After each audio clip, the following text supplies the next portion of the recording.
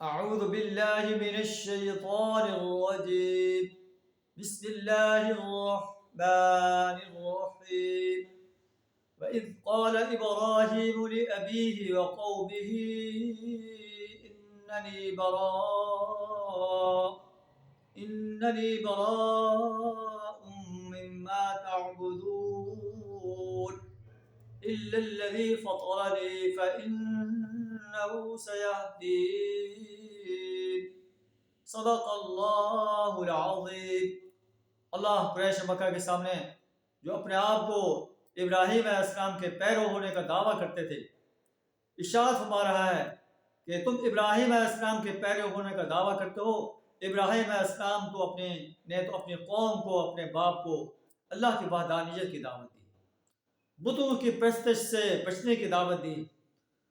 اور اس وقت کو یاد کرو جب ابراہیم علیہ السلام نے اپنے باپ اور قوم سے کہا تھا، میں اس سے بری ہوں جن کی تم عبادت کرتے ہو، میں تو اس اللہ کی عبادت کرتا ہوں فطرنی، جس نے مجھے پیدا کیا، فإنہ سیہدین، وہی میری رہنمائی کرے گا.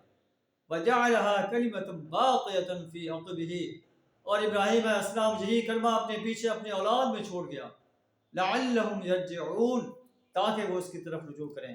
اے قریش مکہ، تم ابراہیم علیہ السلام کے پیرو ہونے کا دعویٰ کر کے اس کی مخالفت کر رہے ہو، بتوں کی پرستش کرتے ہو، انسانوں کی، فرشتوں کی، جنوں کی اور انبیاء و صلحاء کی پرستش کرتے ہو، قبر میں، مزاروں میں مدفون نیک انسانوں کی پرستش کرتے ہو. قرآن چونکہ آفاقی کتاب ہے، قریش کے عقائد کو اور پوری دنیا کے سرکش الباغی اور اللہ کو چھوڑ کر اوروں کی، انسانوں کی پرستش کرنے والے انسانوں کو وارننگ دے رہا ہے کہ اللہ کی پرستش کرو اور اللہ کے سوا ہر ایک کی پرستش سے باز آ جاؤ، ورنہ تمہیں اللہ کے عذاب سے کوئی نہیں بچا سکتا.